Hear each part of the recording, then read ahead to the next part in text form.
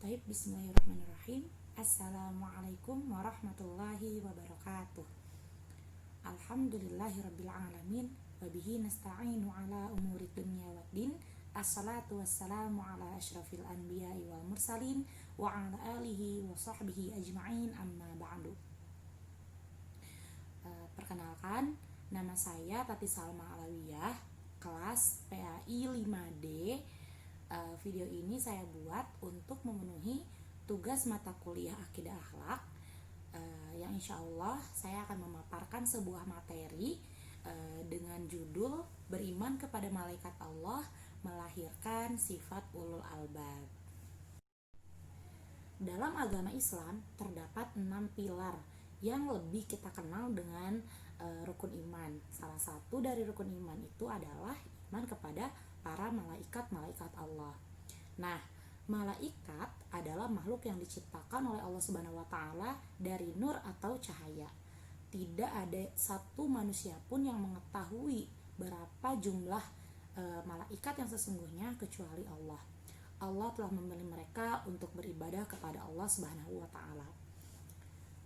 Beriman kepada malaikat merupakan termasuk rukun iman yang tidak sah iman seseorang apabila ia tidak mengimani malaikat-malaikat Allah.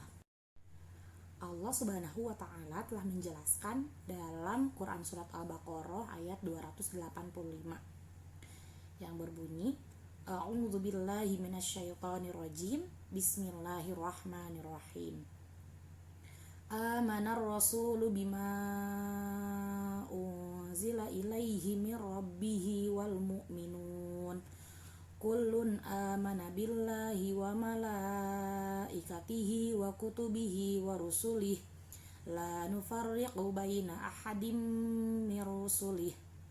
Al-ayat sadaqallahul azim, yang artinya Rasul telah beriman dengan apa yang diturunkan Al-Quran kepadanya dari Rabb-nya dan juga orang-orang yang beriman. Masing-masing dari mereka beriman kepada Allah dan malaikat-malaikatnya dan kitab-kitabnya dan rasul-rasulnya.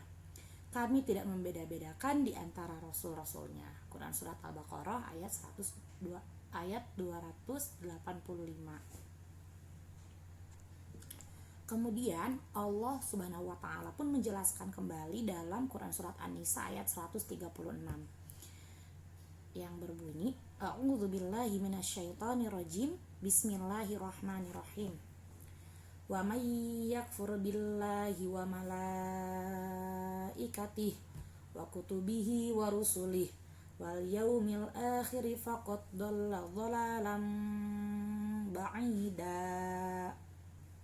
Al-ayat sadaqallahul azim, yang artinya, dan barang siapa yang kufur kepada Allah dan malaikat-malaikatnya dan kitab-kitabnya dan rasul-rasulnya dan hari akhir, maka sungguh dia telah sesat dengan sesat yang jauh. Quran surat An-Nisa ayat 136.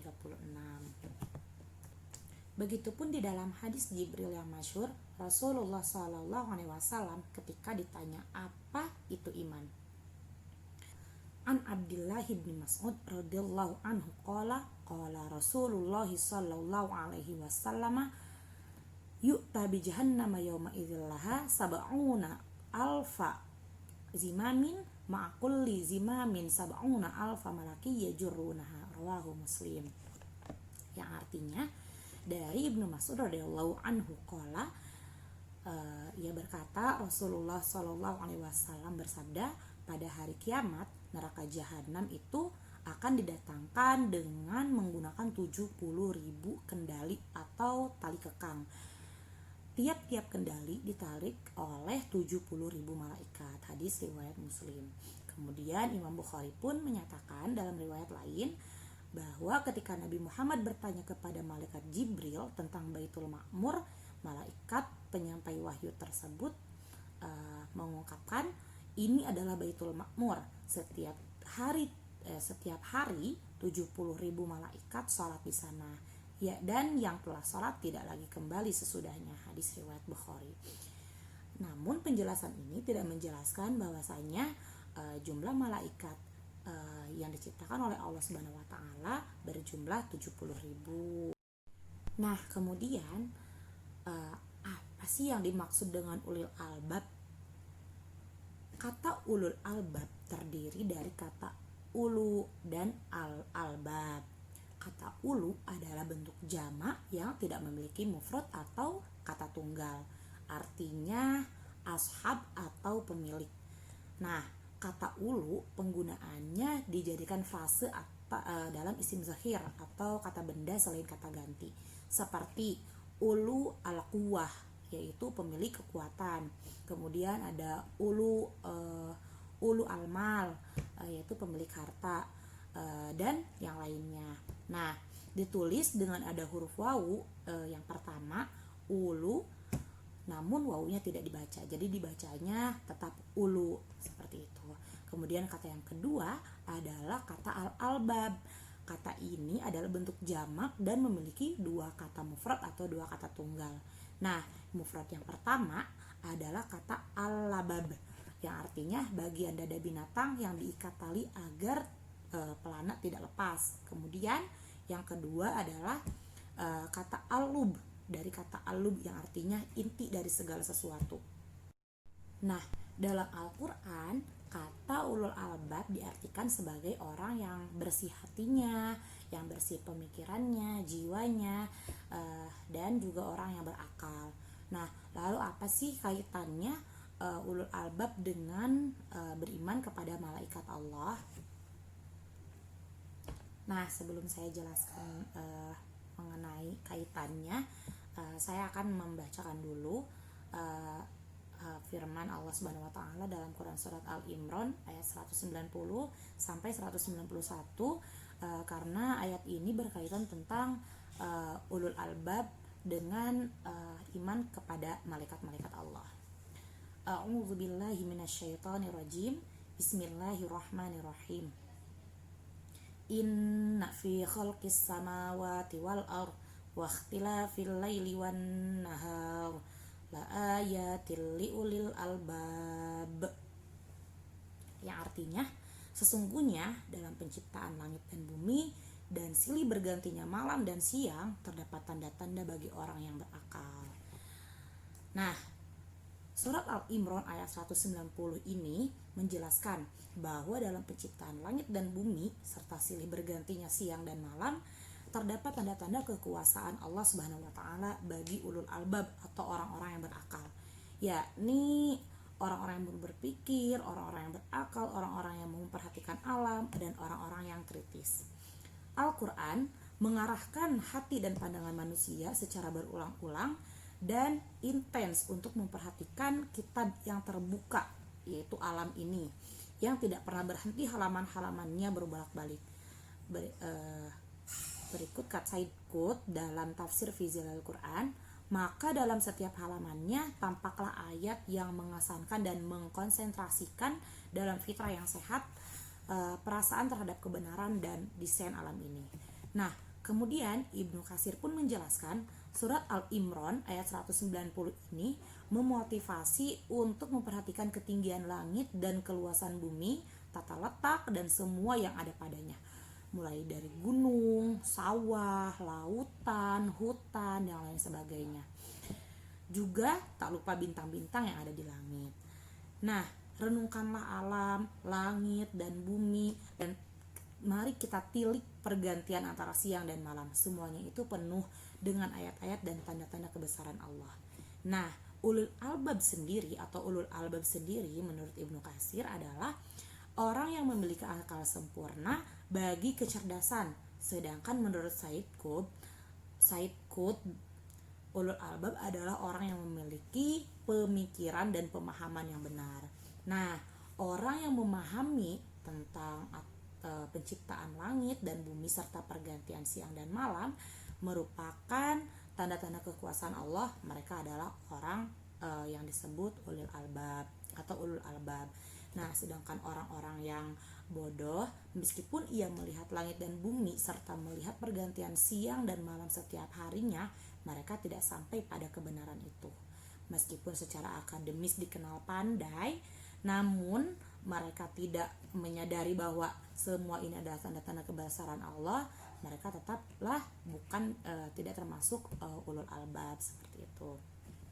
Nah, kemudian Al-Imran ayat 191 itu menjelaskan tentang ciri ulul albab. A'udzubillahi minasyaitonirrajim. Bismillahirrahmanirrahim.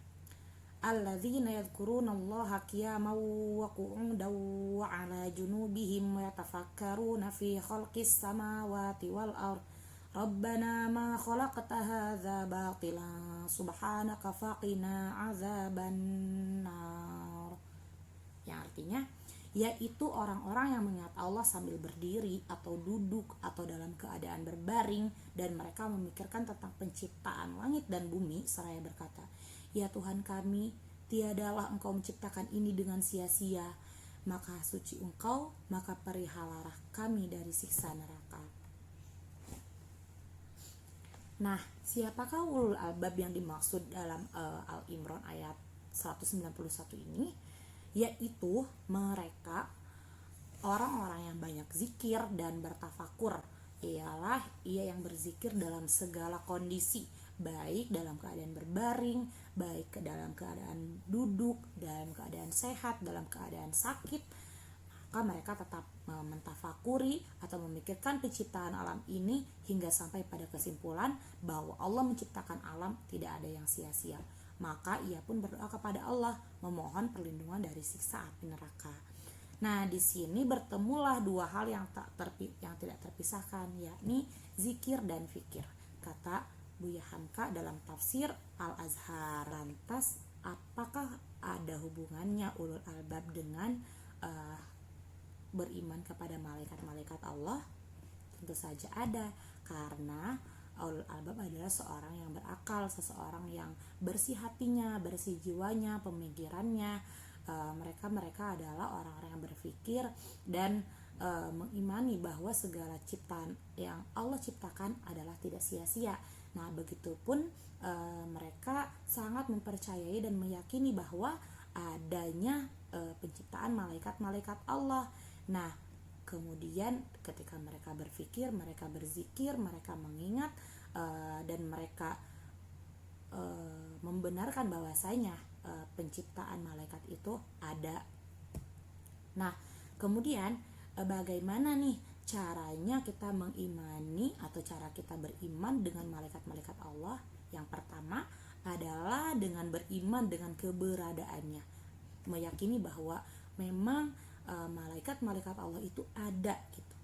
Nah, kemudian yang kedua adalah beriman dengan nama-namanya, yang ketiga beriman dengan sifat-sifatnya, beriman dengan amalan-amalan mereka. Nah, jadi kita tidak hanya tahu saja, cukup tahu saja gitu bahwasanya malaikat itu, oh iya malaikat itu ada, tapi kita juga mengimani bagaimana mereka beribadah kepada Allah, bagaimana ketaatan mereka kepada Allah, meskipun kita sebagai manusia tidak bisa menandingi malaikat, tapi setidaknya kita berusaha untuk tetap mematuhi dan menjauhi larangan-larangan Allah, mematuhi perintah Allah dan juga menjauhi larangan Allah.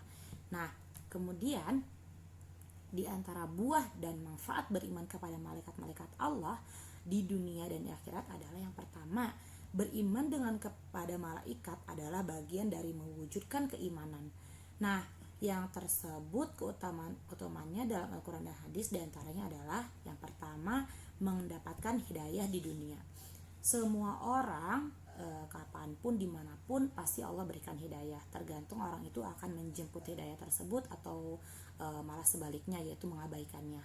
Nah, ketika ia menjemput hidayahnya, maka tentu saja ia pasti akan melakukan hal-hal yang baik dan menjauhi segala larangan oleh Allah Subhanahu wa taala.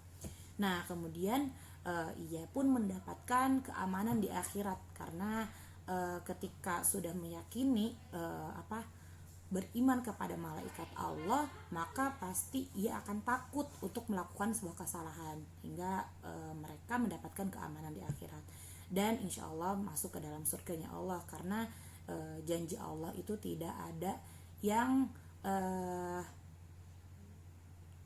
karena janji Allah itu pasti. Ketika orang melakukan atau mentaati perintah Allah dan juga menjauhi larangannya, insya Allah orang tersebut Allah janjikan surga untuknya.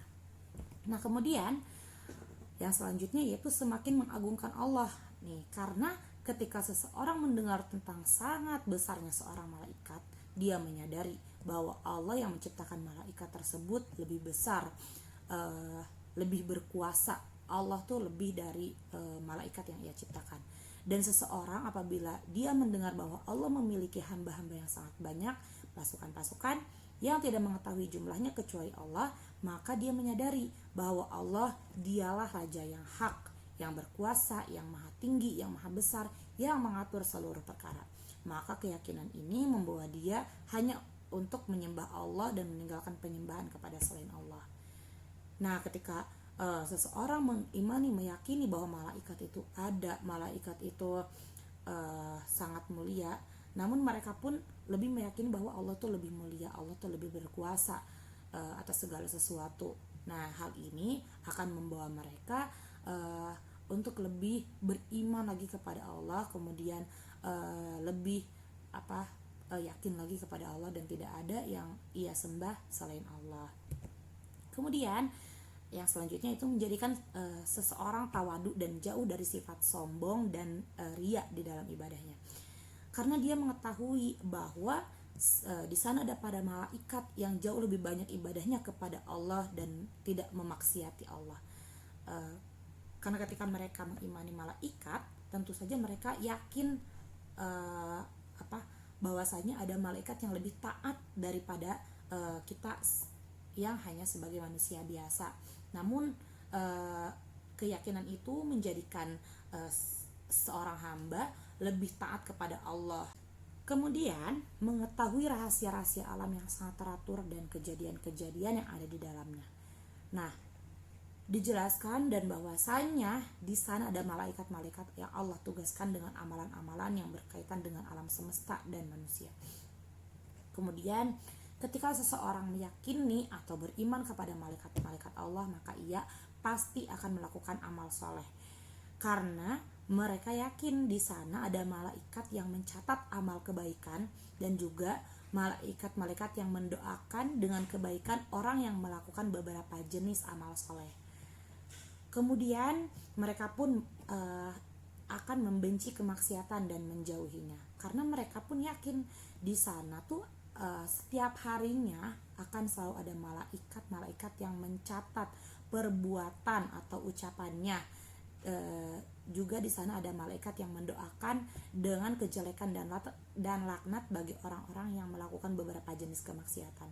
Jadi mereka yakin hingga mereka takut untuk melakukan sesuatu hal yang memang dilarang oleh Allah Subhanahu wa taala. Nah, kemudian mereka pun pasti akan meniru dan meneladani para malaikat dalam beribadah, ketaatan dan rasa takut mereka kepada Allah. Dan yang terakhir, bersyukur kepada Allah atas kenikmatan yang besar ini, di mana Allah menugaskan kepada malaikat untuk melakukan beberapa amalan-amalan yang berkaitan dengan alam semesta dan manusia. Nah, masih ingatkah teman-teman dengan peristiwa Isra Mi'raj, yaitu kejadian ketika peristiwa yang terjadi ketika Nabi Muhammad SAW menerima perintah salat dari Allah Subhanahu wa taala, di mana Isra itu adalah perjalanan dari Masjidil Haram di Mekah menuju Masjidil Aqsa di Yerusalem. Kemudian Mi'rajnya itu adalah perjalanan Nabi Muhammad dari bumi menuju langit ketujuh. Dan pasti teman-teman sudah pernah mendengar bahwa yang menemani Rasulullah SAW ketika Isra Mi'raj adalah malaikat Jibril. Nah, itu merupakan salah satu bukti bahwa malaikat itu memang benar adanya, dan memang kita harus percaya dan yakin bahwa memang malaikat itu ada. Nah, hal tersebut membuktikan bahwa memang malaikat itu memang benar-benar ada. Nah, seperti itu teman-teman. Demikian yang dapat saya sampaikan mengenai materi beriman kepada malaikat-malaikat Allah melahirkan sifat ulul albab. Semoga apa yang saya sampaikan dapat bermanfaat dan dapat kita amalkan dalam kehidupan kita sehari-hari. yang benar datangnya dari Allah Subhanahu wa taala dan yang salah dari diri saya pribadi. Wabillahi taufiq wal hidayah. Wassalamualaikum warahmatullahi wabarakatuh. Kemudian pada peristiwa ketika Nabi Muhammad SAW ketika di Gua Hiro, ketika mendapatkan wahyu pertama dari Allah Subhanahu wa taala pada usia 40 tahun, yaitu malaikat Jibril sendiri yang menyampaikannya